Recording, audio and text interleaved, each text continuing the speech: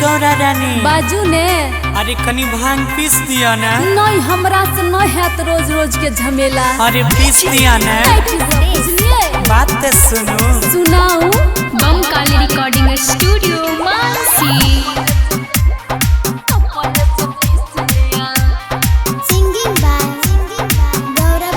लड़ब छी गप आनंदी के बोला के रखने छिकिया हमारा बात में भुला के नशा छे कपार चढ़ल रखू नहीं झुला के छोड़ देलो भांग यहाँ पानी में फुला के आए भर घिस लिया अपने से पीस लिया। हम जदि पिसब तो हमरा के पीस दिया। लड़ब छी गप आनंदी के बोला के रखने छिकिया हमारा बात में भुला के नशा छे कपार चढ़ल रखू नहीं झुला के छोड़ देलो भांग यहाँ पानी में फुला के आए भर घिस लिया अपने से पीस लिया। हम जदि पिसब तो हमरा के पीस दिया।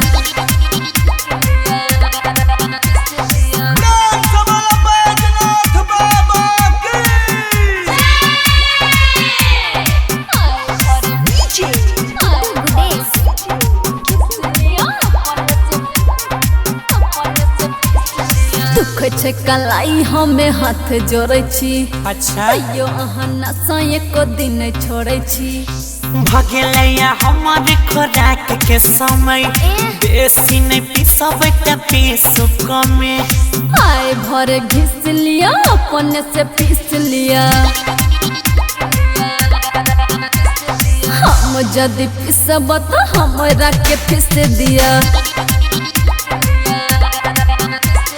लड़ब छी गप आनंदी के बोला के रखने छिकिया हमारा बात में भुला के नशा छे कपार चढ़ल रखू नहीं झुला के छोड़ देलो भांग यहाँ पानी में फुला के आए भर घिस लिया अपने से पीस लिया।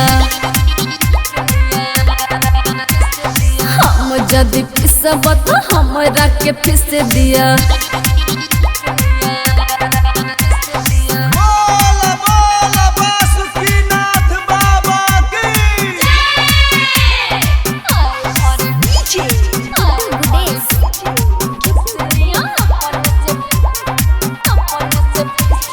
नासा में दासा बिगाड़े छिकिए की भेल आदत अपन अहोने सुधारे छिकिए। सुनु रोजे रोजे डोज हमर करू नहीं कम काल को ना हरबै महाकाल छियै हम आए भर घिस लिया अपने से पीस लिया।